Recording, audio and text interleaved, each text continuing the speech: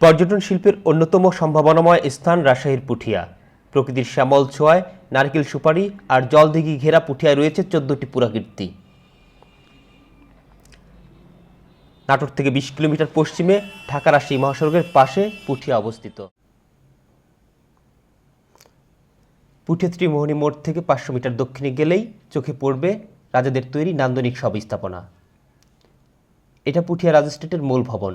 মহারানী হেমন্ত কুমারী দেবী তার শাশুড়ি শরৎ সুন্দরীর সম্মানে 1895 সালে এই রাজবাড়িটি নির্মাণ করেছিলেন। 13টি সারিবদ্ধ স্তম্ভের উপর এই দ্বিতল ভবনটি তৈরি।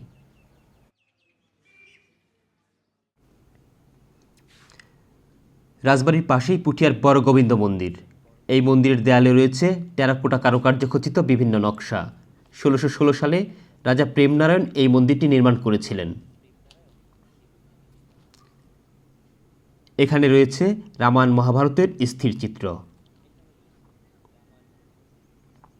কয়েক বছর আগে এই মন্দিরের দেয়াল থেকে চুরি হয়ে গেছে বেশ কিছু টেরাকোটা।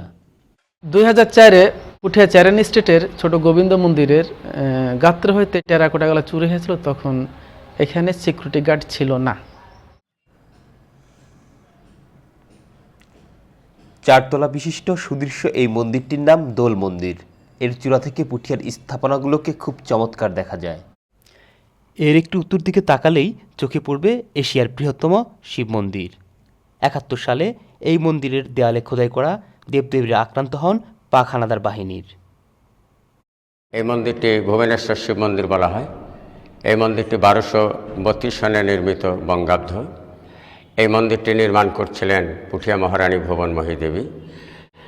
এটা দেখুন এশিয়ার মধ্যে বৃহৎ শিবশিলা।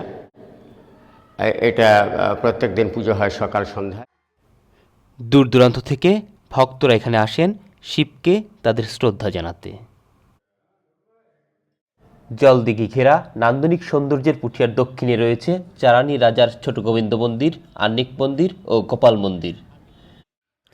চারানি রাজার মন্দিরগুলোর সৌন্দর্য অটুট থাকলেও সংস্কার ও রক্ষণাবেক্ষণের অভাবে এখন ধ্বংসপ্রায় চারানি রাজবাড়ি। পুঠিয়া খুব সম্ভাবনাময় একটা পর্যটন এলাকা। এখানে 14টি স্থাপত্য নিদর্শন রয়েছে, আর এগুলো মেরামত করা খুবই দরকার, এবং এগুলো মেরামত করা হলে পুঠিয়া খুবই সম্ভাবনাময় একটা পর্যটন নগরী হিসাবে গড়ে উঠবে এবং সরকারেরও প্রচুর রাজস্ব আদায় হবে। এই লক্ষ্যে প্রত্নতত্ত্ব বিভাগ অলরেডি কার্যক্রম শুরু করেছে এবং এগুলো মেরামতের কাজ চলছে। 1576 সালে মোগল সম্রাট আকবরের সেনাপতি মানসিংহের যুদ্ধ জয়ের মাধ্যমে পুঠিয়া রাজবংশের উদ্ভব। পুঠিয়ার ইতিহাস বাঙালির ইতিহাস, বাংলাদেশের ইতিহাস। একে রক্ষা করতে হলে বাঁচাতে হবে পুঠিয়ার পুরাকীর্তিগুলোকে। সংস্কার ও সংরক্ষণের মাধ্যমে পুঠিয়াকে পর্যটন নগরী হিসেবে গড়ে তোলার দাবি পুঠিয়াবাসীর।